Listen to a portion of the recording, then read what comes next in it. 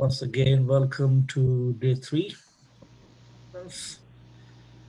And we have quite a few things today, starting from the keynote, and then we have 5 presentation, and then lightning talk, and finally we will close the conference. But let me introduce our keynote speaker for today's.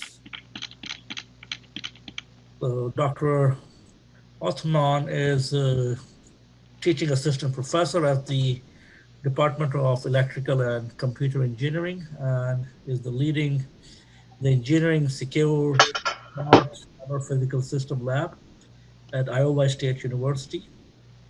And prior to that, he was a research scientist and then head of the Secure Software Engineering Department at Fraunhofer SIT, Germany. Dr. Othmane received his PhD from Western Michigan University in 2010 and the MS in Computer Science from University of Sherbrooke, Canada. His research is on software security for cyber physical system. Dr. Othmane is an IEEE cybersecurity ambassador. As you can see, his today's talk is on detecting intrusion in connected vehicles. And we all know that vehicular network is a pretty well-established research area that has some critical security issues, including the injection of malicious messages into the VNet. So we're very excited for this talk. It's all your Dr. Othmane. Welcome. Good morning. Thank you, Dr. Rizki, for this introduction, and thank you, Dr. Ayo, for the invitation to give this talk. I'm pleased to be here and to share with you my recent work on detecting intrusion in connected vehicles. So the cars of today, or probably for the last 2 decades, they use electrical control unit to sense the behavior of the car and also to control it. So we can see that here in this figure, we have the engine control, you have actuator, and you have electrical control unit that has a software that accepts the data that accepts the data from other sensors and make a decision on the car itself. You can see also the brake actuator, the GPS sensors, the odometer controller, airbag actuator, all of these different ECUs that control the behavior of the car, they communicate among each others and they send messages to each others. The earlier approach was to connect these ECU directly. So you have wires that they go between the 2 different ECUs. And we can see here this figure on the left. It shows the early connection between the ECU. We have cables that go between the ECUs. And at some point in the early 80s, the automotive industry, they realized that already the weight of the cable become heavy. So because you have to connect, you have to make a lot of connection. And Robert Bush in 1986 came with the control area network protocol. And the protocol is based on CSMA CD. But it offers he specified the frame for the network and how to detect errors and a lot of things that made this protocol a safe protocol and actually a robust, reliable one. So it is a lightweight, it is a robust, and as I have been talking to friends at some point from different manufacturer, and they say, well, it is proved for probably now for about 30 years. So it is a robust protocol, and we need to stick with it. It's evident that it works. The problem with the CAN network is inherently insecure. While in the document, Robert Bush, he says seizure height in German implies safety and security. So some people probably, they would say, this is secure protocol. No, because this is about the translation of the word seizure height from German, but it is safe. That is it is an insecure protocol. Insecure protocol implies here that it does not address the threats to the cars. We have to remember that when the CAN protocol was designed, the car, they were not connected to outside worlds. But nowadays things change. It was okay when the cars are not connected to the outside worlds. Now things are different. The CAN bus is not only used in cars, it is used in the agriculture equipment, for example, in the industry system. It is used in aircrafts. And here, this is a warning from US Department Homeland Security about weaknesses for small aircraft. So the owner of these small aircraft, they have to really be careful and to consider that it is possible to get attacks, to be attacked. If you have this protocol, since 1996, the US mandated the use of OBD port in car, and this is, you can see it on the left. And this port is on the steering wheel. The goal was that the repair shop, they could plug devices to this OBD so they could get information, they could troubleshoot the cars. So they can send messages to the actuator and the sensors, and these ECUs, they could return information that helps in the diagnostic of the car. That was in 96. So since 96, all cars in US, they have this OBD. But later on, this OBD in 2008, again here the US, they mandated the use of the CAN bus. And now we have OBD that we can connect through. And we have also a CAN bus that I showed before. So in the right here is the hardware that we used, for example, in our experiment to access the CAN bus. And simply we have a Raspberry Pi, and we use the CAN interface that we bought. It's not that expensive again. And we have a cable OBD to DB9 to connect to the card.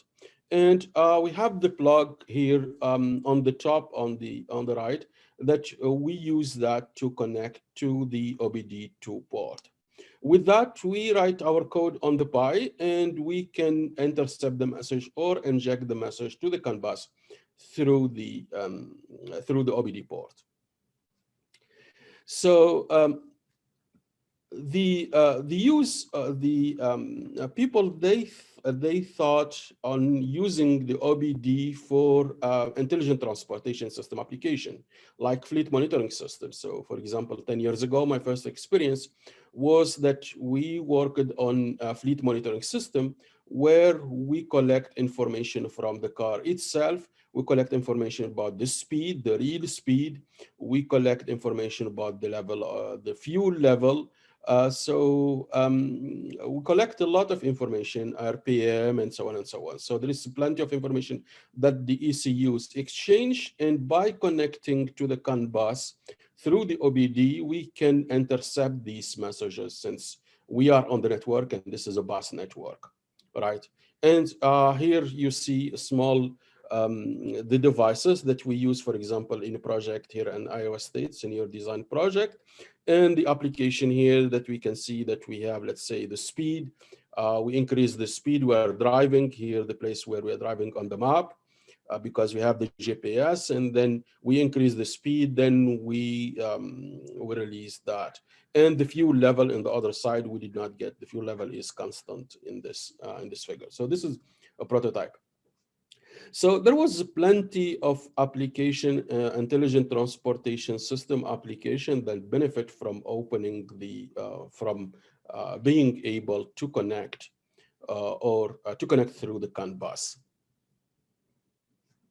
That actually, so opened the possibility to attack the car. So I said originally in the 80s, the cars they have closed CAN bus network.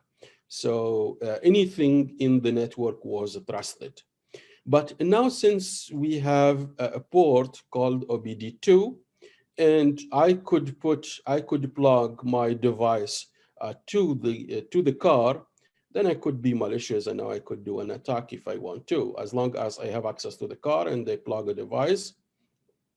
So so I could attack it. So the first attack surface is the OBD. Someone has access to the car, then they could plug their malicious device and they could change the behavior of the car. It is not required to have physical access to attack the car or to manipulate the behavior of the CAN bus. A common issue that was reported was the attack surface through the wireless access point. And so I assume many of you, you know the story of the Jeep car back in 2012, I think, when Miller and Velasek, they took control of the Jeep, so in a highway, and there is a YouTube video about that. Basically, for Miller and Velasek to do the attack, they did the reverse engineering of the wireless access point. They got the code, they reverse engineered, and we see here the function that generates the password that is used to connect to the car through the wireless access point. And the few lines here in signed in T equal time null, then this srand null, so you construct a random number out of T, and T is a time, then here the construction function to construct the password. So since you have the construction of the password, and this is deterministic, the only thing that you need to know is the T, which is the time, and that you can generate the random again out of that T, which is the seed here. So they reasoned about how to get this value T, and you might say this is going to be big number since the car is going to concatenate or get it somehow. But it turns out that by sending a small set of numbers, it turns out the value is 32. It's only in few minutes by trying giving T values. Brute force, 32 is the value of T, which is the value since the time since the car starts. So that is 32 epoch time. So reverse engineering the code allows already to identify the password and then the key for the secure communication. And guess what? All those Jeep cars, they have the same password, the same T. So you attack one, you reverse engineering one, you have access to all the other cars in the road, right?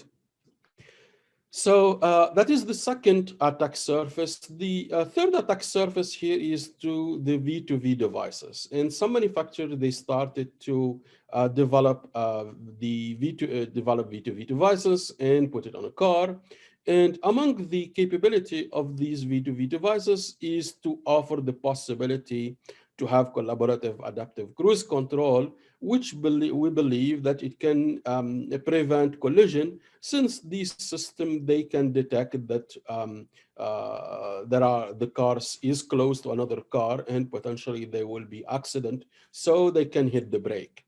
So this is nice that the car, they can exchange information about their position and their direction, and they can reason in order to avoid accident and hit the brake. So if someone is sleepy or something of that kind, the car is going to avoid accident. This is awesome. But if we say that if we consider that those devices, they, for example, have they need to use an operating system, and this ARADA system for V2v here, for example, it uses a version of Unix, and that version of Unix. So there are vulnerability that people detected since 2012. And these vulnerability, they are reported on the NVD. If I have a server, I'm going to do an update of the server, then I am safe, at least not from the vulnerability that they were disclosed. But since this is an embedded system and there is no automated update, then here we see a set of vulnerability that was reported on the NVD and applied to the version of Unix that is installed on this V2v device or other systems. So these are command injection, arbitrarily exhaust command injection to gain read-write access. This in drop beer SSH. So, and the other one is privilege escalation for root access, Linux kernel, syscall, VM splice vulnerability. And the third is busybox telnet vulnerability. Potentially, one of these already vulnerability, if you can exploit it into this V2v device, you can take control of the V2v device. That implies that you can send the wrong messages on behalf of that car to the other car, and potentially you could generate accident. While the exploits that are available in DB exploit and so on, they do not apply to the hardware. They do not apply to the hardware. We actually were able to find the private key because the private key was in the disk, and we found the private keys. We did not verify, but the private key could be used to spoof the V2v device. So if I could sit at some point and I could send messages on behalf of a car that is driving there, or I could be close, then it is possible that potentially I could cause the car to crash with other cars, since I'm going to send an information that are signed by the car, but they are wrong. So could mislead the cars. Attacks on connected vehicles, they are not in the labs anymore. And you can see from this figure from the upstream, a study done by upstream, the evolution of attacks that are publicly documented. So in 2010, there were only 5, 2011, there were 4, 2012, there were 6. So it is okay. And recently, 2018, 79, and 2019, 188 attacks that are documented in public records. Out of these attacks, BMW has its own share, 10. And I think the main problem there is for the theft. So BMW, people, they found ways on how to unlock the car, and then it is possible to get it. Tesla has its own share, 7 attacks. As you can see, 4 the 3 attacks. So several of the car manufacturers, they have several attacks, as you can see. So with the number of 188, this is not a lab exercise anymore. Those are real attacks now that this society needs to work with, and the industry we need to work on. So let's see the impact of attacks on the car and why things did not move on. So if we see attacks on automatic brake functions, we have here an attack tree for that. And as an attacker, I could delay automatic brake function, or I could prevent the automation brake function. To do that, I could jump the DSRC communication. I could do denial of service chassis safety controller, or I could jump the in-car communication or the CAN bus. I could send continuous information so the brake is not going to work. Or actually here, I could also disable the in-car sensors. So there are a set of potential of attacks that could be done in order to stop the brake function from working, from automatic brake function from working. However, the safety cases that car manufacturer they file or they develop to show that their braking system works, they consider only normal operation. And since they consider here for the normal operation, for example, in the safety case, all related hazards are sufficiently addressed and existing related hazards are sufficiently addressed. New hazards are sufficiently addressed. So the system offers enhanced safety over existing systems. And we can see that this safety case, it allows to guarantee to us or to ensure, because it's assurance case, it's to assure that the brake system is going to work all the time and is going to work in all the normal operations.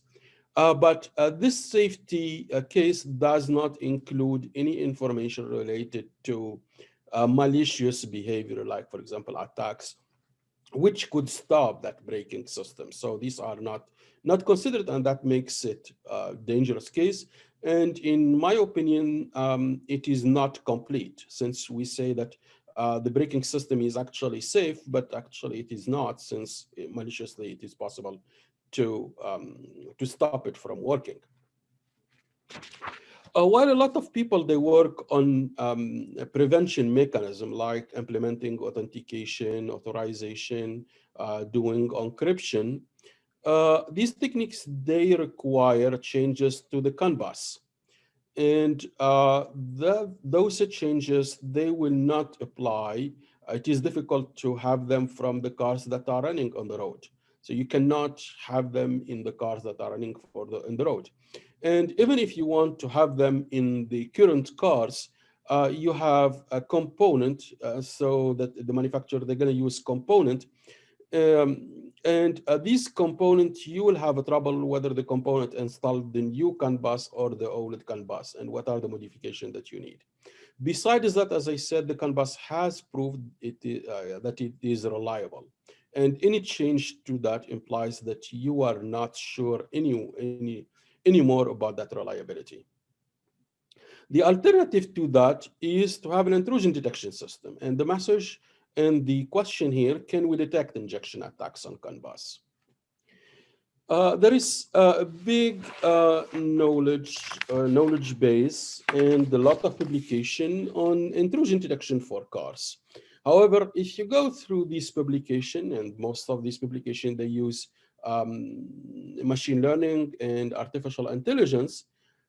Most of them, they use artificial data set. In artificial data set, they take data from the CAN bus, then they inject to it other data. So they take message and then they inject them randomly or using a pattern. Then they use their machine learning schema to detect that. Obviously, you give it garbage in, garbage out, right? So the second one is some people, they use data from simulators. So they use the simulator, which is the simulator are used by the car manufacturer to test the reliability of their system. But they use the data collected from the simulator. The problem with simulators, in my opinion, is you have a model and then you are simulating a model. While the security, we are testing something that was not in the model. So basically, we know the model, and the security is you're going to break this model. If you're going to break this model, so that information might not be complete. So some, they use a set of, let's say, pies, like the one that I showed, or any devices. Then they have they make their own CAN networks, and they collect data of that CAN networks. Obviously, here also we are not simulating the correct behavior of the car.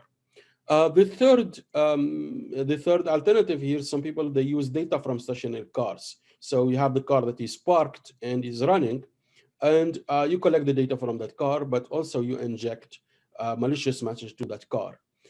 Based on our experience, you are not really, you do not know all the messages that are exchanged in the car while it's parked. The easy thing is the speed is 0. Potentially, there are other also ECUs that are going to consider that the speed is 0. They're not going to act on, right? The fourth category is many of these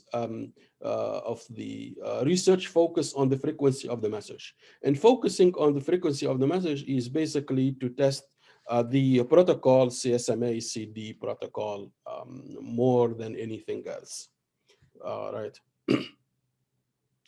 So our first exercise was to collect data considering that we are doing message injection into the CAN bus into a moving car. So, and we developed a set of, we use the set of application on a Pi, and that connects through the OBD to the CAN bus of for the transit here. But we played only with the RPM reading and the speed reading, since these are safe to use. So the challenge here is for each car, the idea for the messages representing the different ECUs are proprietary information. And the car manufacturer or the company that they work with, they know this ID, or the PID, but as from the academia, we do not know, we have to find out that.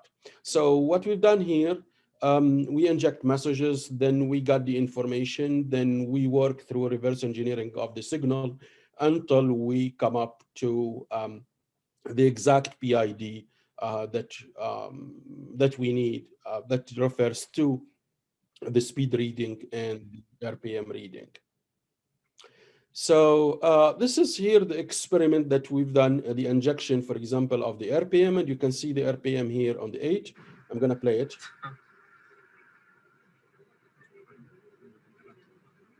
So the speed is already 0, but the RPM is high, which should not work. And here we are injecting the messages inside the CAN bus.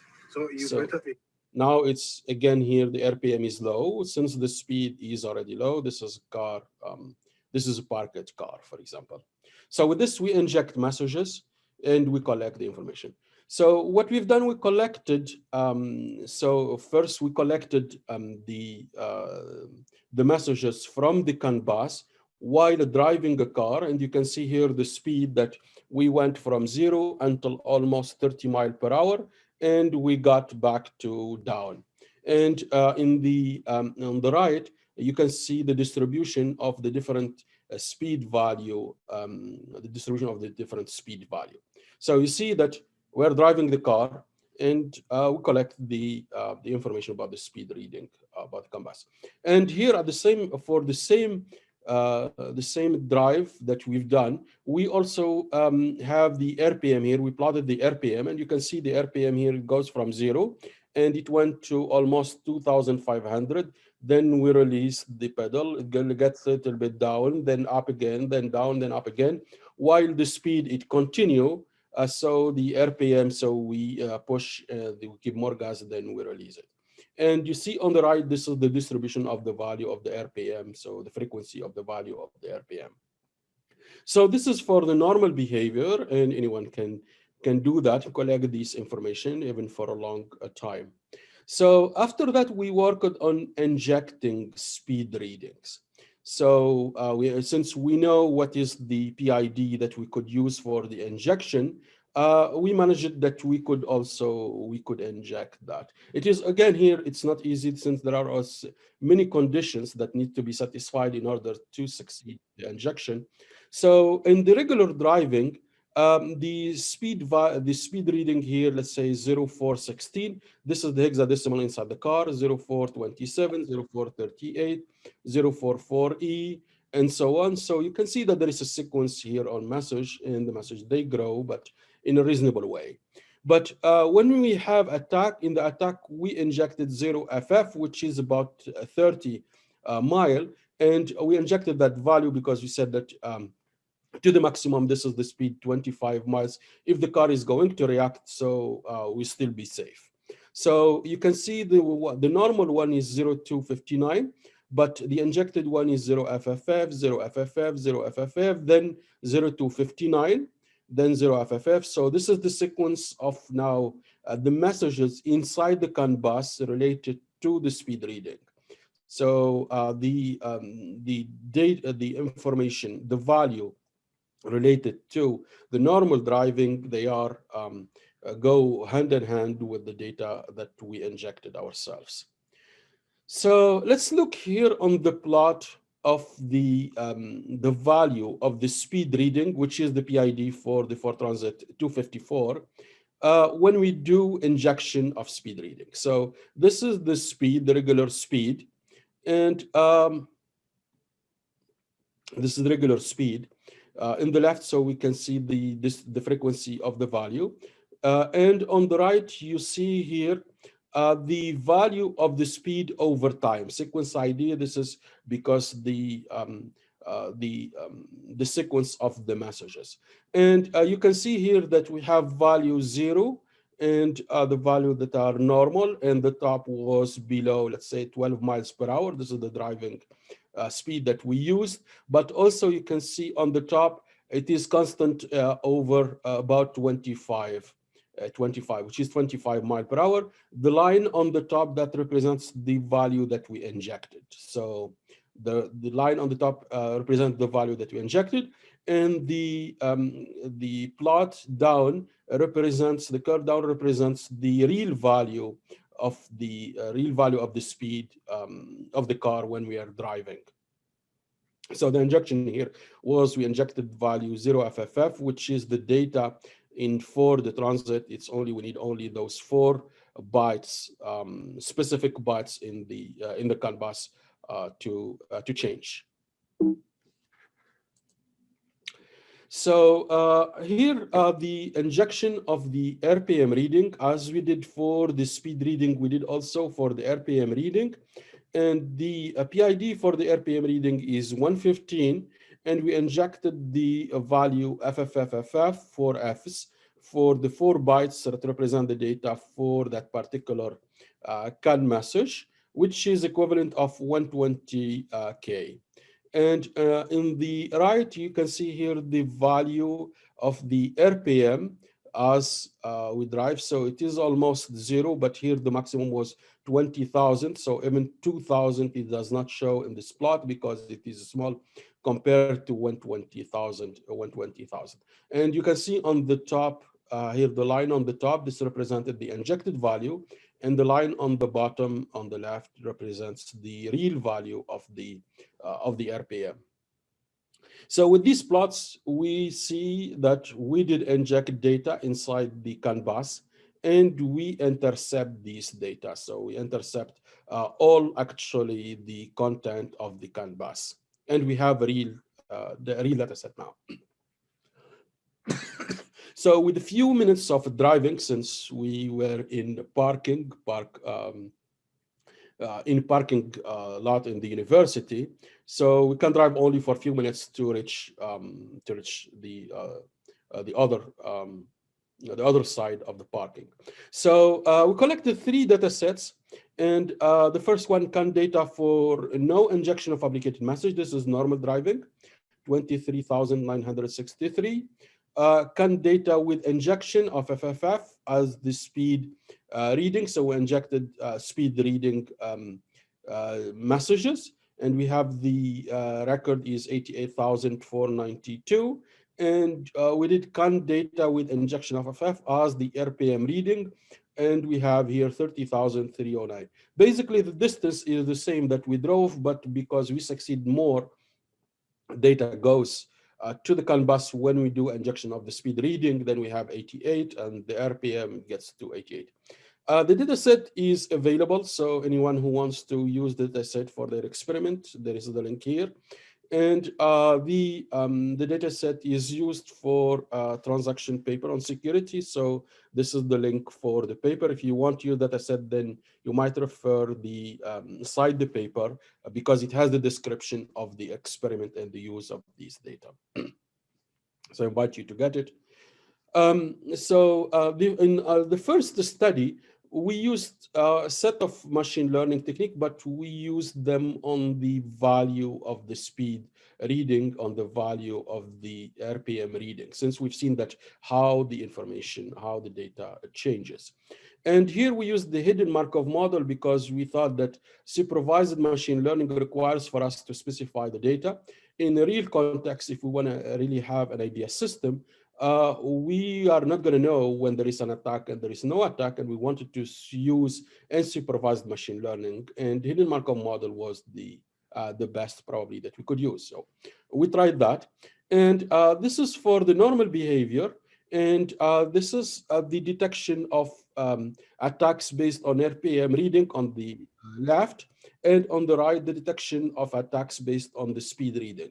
We see that for the RPM reading, the hidden Markov model did not detect an attack, it was normal, but based on the speed reading, it detects an attack for 42.5%. The line in yellow shows the attacks that hidden Markov model says that these are attacks. So which is in a false positive 42.5%. We used also the hidden Markov model to detect attacks, but from the data set that we have when we did the injection of speed reading. And from the RPM reading, it did not detect an attack here.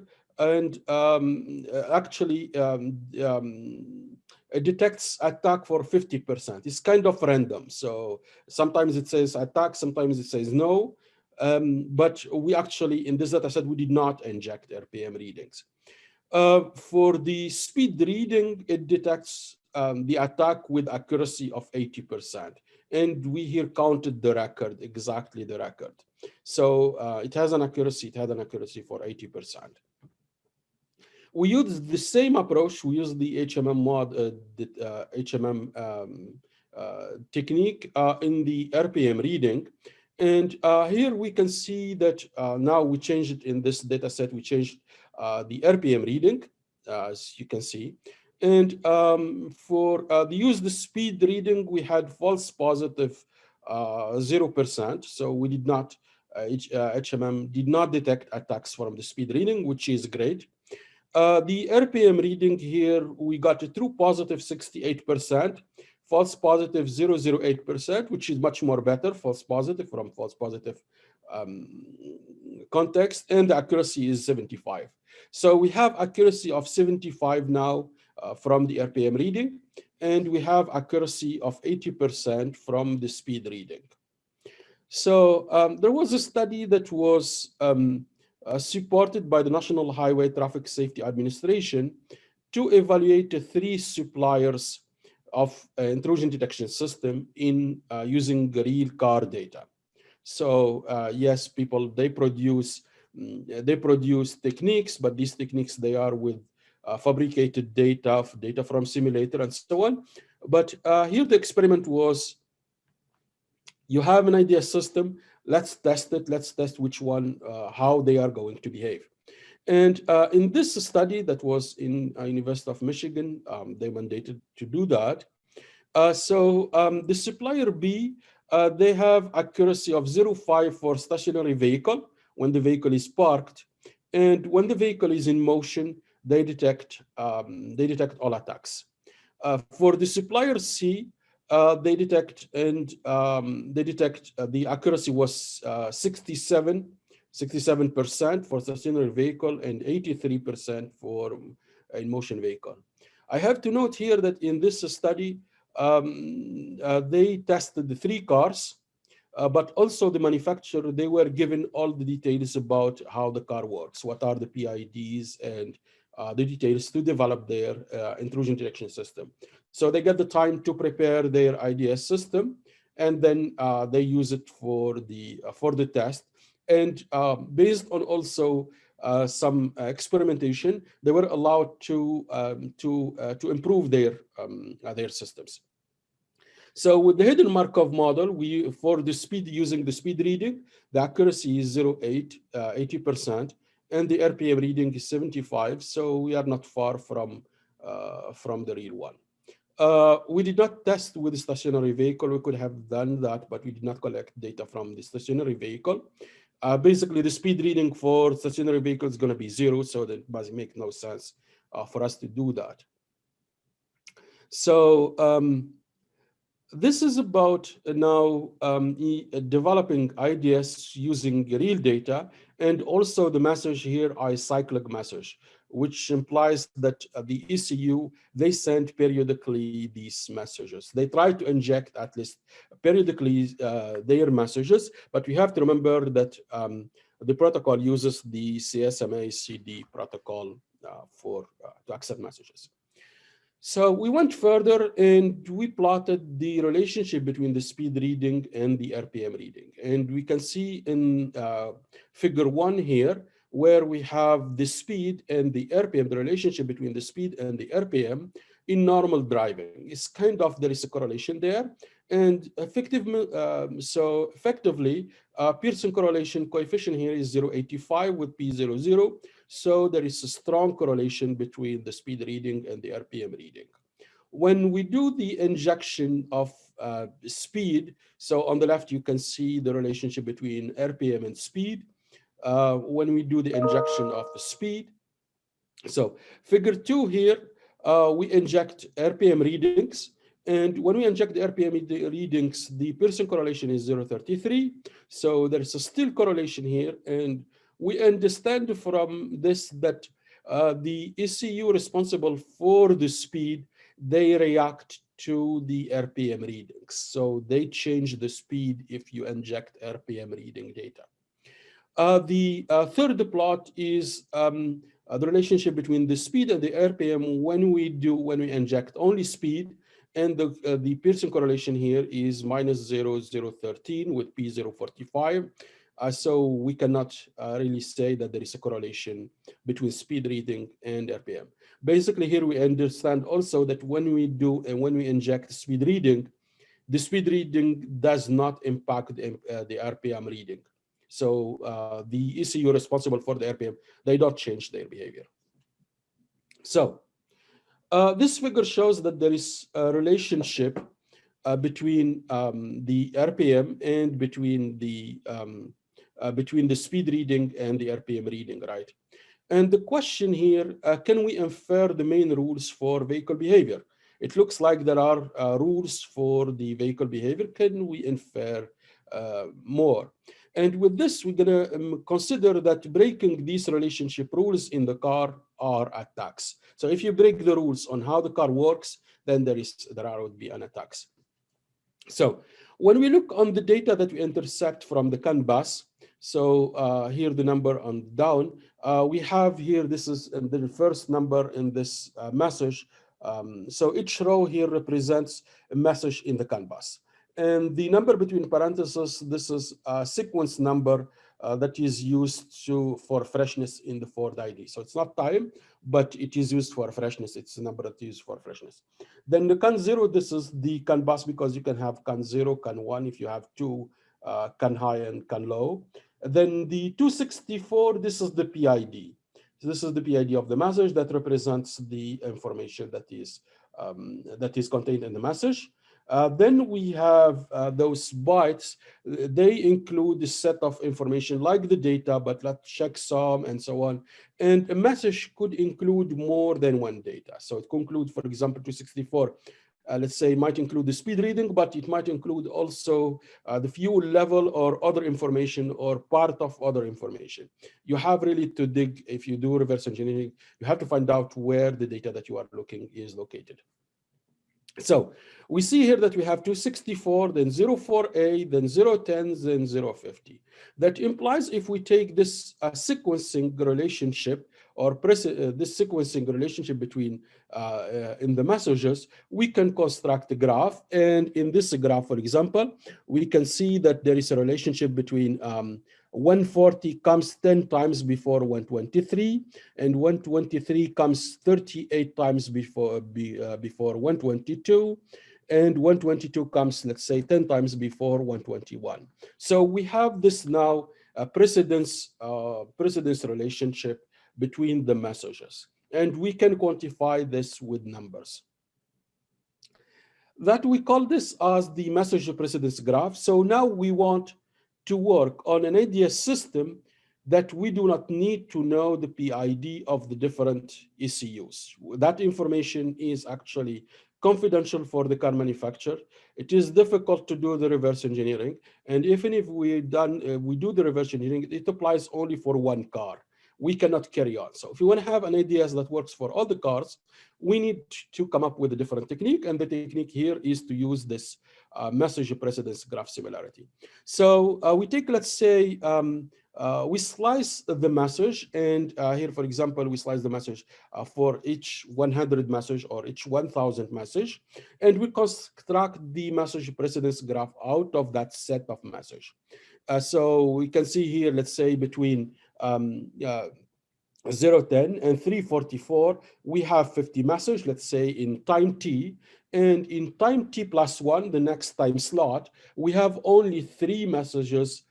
We have 0, 10 message followed by 34 message with PID 44 only 3 times. That implies that on the bottom here, if we compare these two graphs, we have 30 message with PID 344 followed message with PID 010 in the first graph 50 times and in the second graph 3 times. So that is the idea. Now we can see that we have different window, different times, and we construct the graph. And what we want to compare these graphs. We said here that the distance between graph T and graph T plus 1, if it is a small, then this will be normal behavior. If the distance is not small, then there is an attack. And the term here, small, is a fuzzy term, as you might think. So are there metrics here? Are there metrics on similarity? Yes. We have the cosine similarity, for example. We have the Pearson's correlation coefficient that can also measure the similarity between the graphs. The t-test, they measure the distribution to distribution. And the level, the Levine test, sorry, here, the Levine test, it measures also, it can measure the equality of the variance inside two distributions. So the t-test measures the equality of the mean between two distributions, but the Levine test measures the equality of the variance between the two tests. So would cosine similarity or any of these techniques would be able to detect call message injection? And we plotted here the cosine similarity between the different, let's say we had out of the data set, we collected 235, we computed, let's say, we splice it on 100 messages each.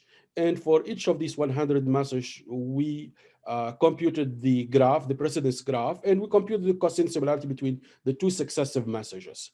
So out of this, the cosine similarity value, we can see in the left that the cosine similarity in green, this is for the normal data set, and on the red, this is for the data set where we have speed injection. And the mean of these two plots, they are different, and the p-value is 1.12, e minus 74.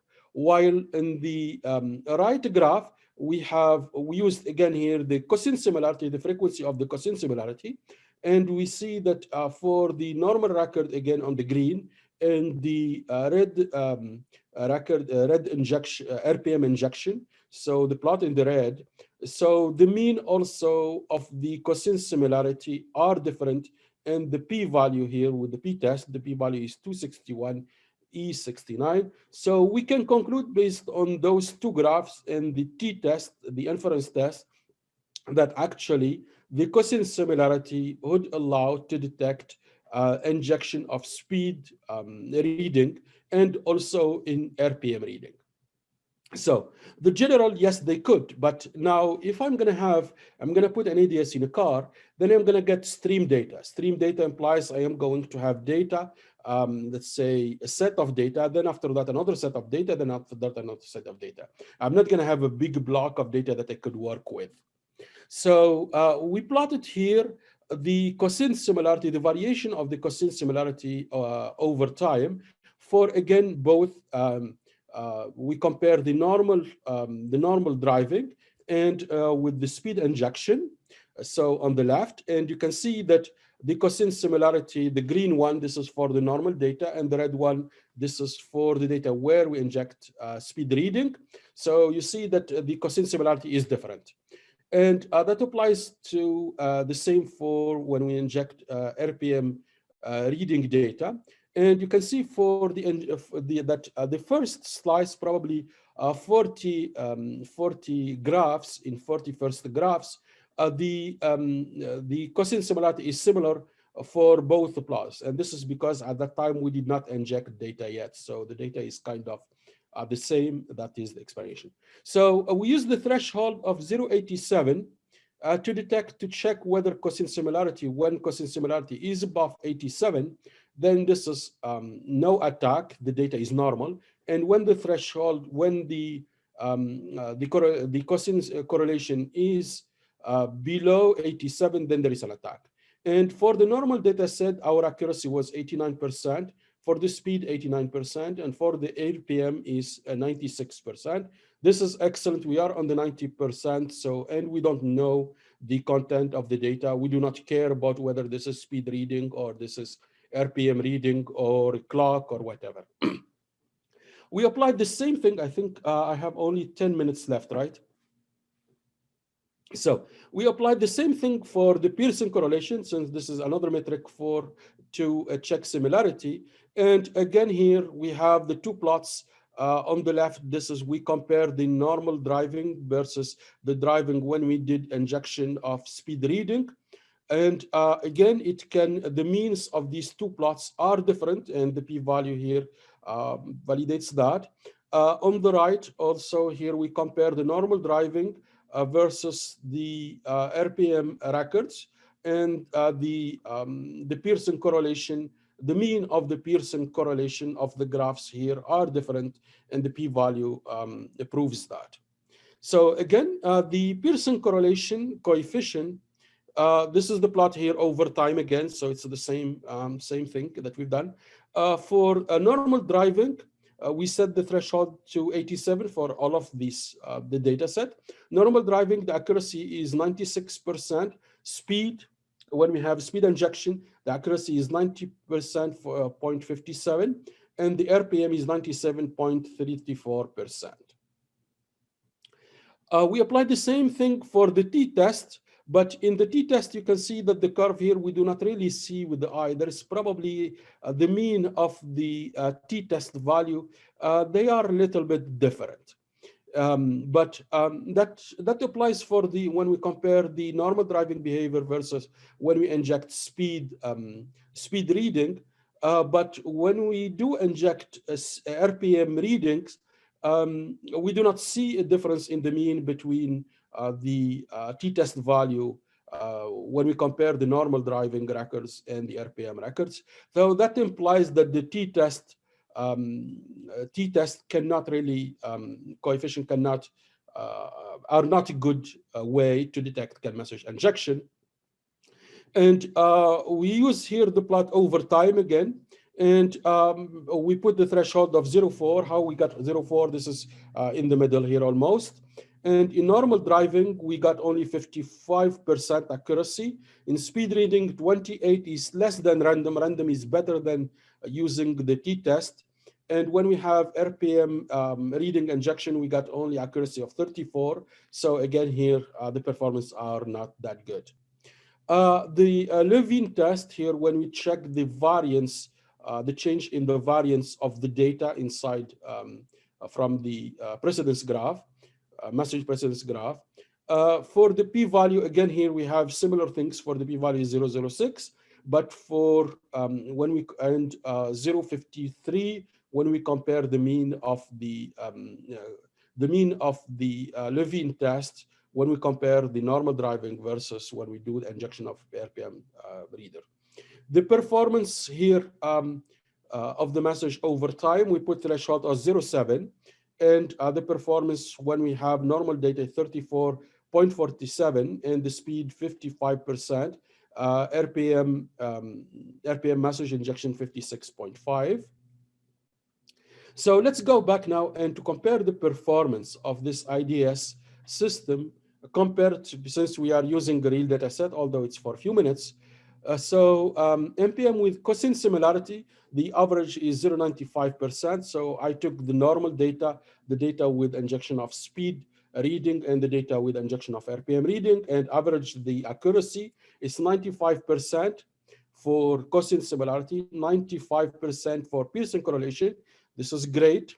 And again, here I cannot use it for stationary vehicle because the speed is 0 already. But the t-test and the Levine test are not good measure for similarity for this graph. So based on this research that I think we have been doing this for 3-4 years now, So detection of message injection in the CAN bus should use real in-motion data. If you are using data, fabricated data, and so on, they are not going to give you real thing. The message precedence graph looks to be, it has a good capability to detect message injection.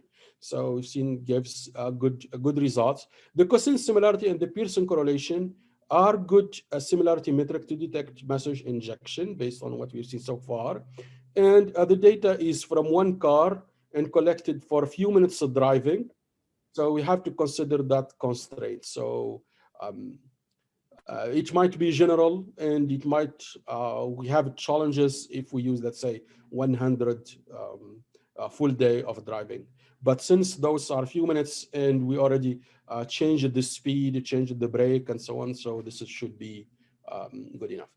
With this is what I have for today. So this is my team, and Sudash and Lalita here, the first one who started with the experiment with Sudarshan, and the others, they helped a little bit on the different activity. Bhagat, he helped in the construction of the graph. And now recently, Mubarak Jad, he finished his master degree, and he worked on the some of the machine learning and the graphs that we have so far, where we are having a paper about it. So thank you. Is there any question? All right. Thank you very much, Dr. Othman. It was very good. Are there any questions for our keynote speaker? So I just have one quick question for the speaker. In this case, are you in touch with any um, industry partners in terms of implementing any of these ideas? The industry we tried, but we did not get a luck yet. I So see. Yeah. the maximum we talk at John Deere here, I have strong relationship. Uh-huh. They said those are confidential information. Okay. I see. Show us what you have. Yeah. So I send the paper, but getting more with them, not yet. I see. I see. So if you have contact, let me know, and we can. Yeah. So a lot of these are sort of proof of concept type of attempts, and we still need more industry buy-in. That's what you're saying. Yes. Yeah. I see. Thank you. So maybe I have one question, Yeah. Dr. Usman, is about, it's not directly related to, I mean, related to this, but not to your talk, is about, fog computing that Mhm. we use in vehicular network to, reduce the latency. So, but fog computing comes with its own default security issues. So how do you see the future of fog computing in the vehicular network? Uh, Yeah, I think here, from security perspective, we are opening different, more attack surface, more attack capability on the connected cars. And again, here, we should think probably that we separate the security of the cars from the security of the system that use those the data, wherever they are, to some degree. And the barrier should be on the IDS with that, so we can still work on developing application using fogs and so on, while also the cars are safe. So I think there is a huge market for intelligent transportation systems, including the fog. And there is potential to develop a lot of applications that help people in their lives, make things life easier. The security that has been the challenge, or at least from academia, we believe that this is a challenge, especially now with those statistics of 188 last year. So it's a huge, but we should think about separating the both security of these two components, isolate them. And this research particularly is focused on, one individual car. Can the same concept be applied on a vehicular network where we assume that multiple cars are running on a highway? We're talking about the whole network of cars connected to the, fog servers, close by fog server. So can the same, proof of concept be applied there in a vehicular network? That is the goal. We test this with one car, and normally now we should move to more cars that we can test with. Obviously, there was a big learning curve. We spent a long time to learn how the Ford Transit works in order to intercept the message and to inject message to work with it. We tried different other cars, but we did not have much time to do it. So, and it costs money and time to work with it. So we've done it with the Ford. It looks like it's promising because it's general concept, and but we did not really work with other cars. Uh, so that is part of the spring work now, the plan for the spring. And whose car was this? That's what I'm gonna ask the question. That's confidential. That's confidential, yes. Oh, that's even confidential. Okay. Yeah. All right. So I guess if there's no other questions, please give a big round of applause to our keynote speaker. And again, thank you very much, Dr. Othmane, for your Thank time. you. Thank you. I appreciate it. Thank you so much. Thank I you. was gonna suggest that you could use all your students' cards too. Yeah. No, actually, we tried. We tried Oh, differently. okay. I see. We tried, but we need a lot of time. We need a lot of time to understand the behavior of the. Yeah. And it's also a safety issue too, right? So if you do any kind of damage or any kind of changes in the car, I mean, you don't know what, I guess, kind of impact it could have. So, right? Yeah, so we need really circumstances around You're things very are safe. careful of these things. Yeah.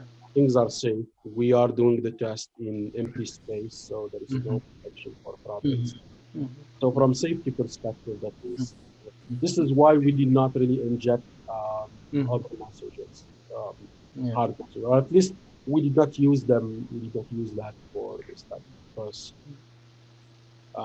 things can become more dangerous, Mm-hmm. especially if you don't know. If you know that it's fine, but if you don't know, if you're gonna do reverse engineering because I'm infected, they're not gonna give us.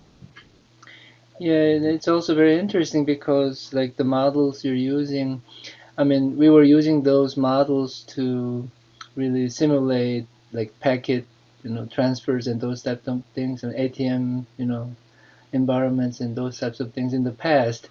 Now you're actually using the real cars and the messages within the cars, so it's like much more tangible these days, I guess. Yeah. Yeah, actually, that is the fun of it. Yeah, yeah, yeah. It's great. So I think when we done the experiment, this is in 2018. I Hmm. have several of my students. It was in February and in March, and it is snow 5 degrees below zero. This is Celsius, Hmm. and the students they were in the back, and it is cold, and doing searches, reasoning, thinking, while the heat is only in the front. So it was cold, and still many they are packed on the back and try to reason to find out how to solve the problem. How can we do this? How Wow. can we do that? Or we collect data, then they have to make plots to find out information, insights about how things are going until we get succeeded. So it was fun, and we enjoyed it. It's a real case. Great. Unfortunately, we did not have a fortune to try it with other class. More money. But thank you again for your very thorough talk. Thank you. Mhm.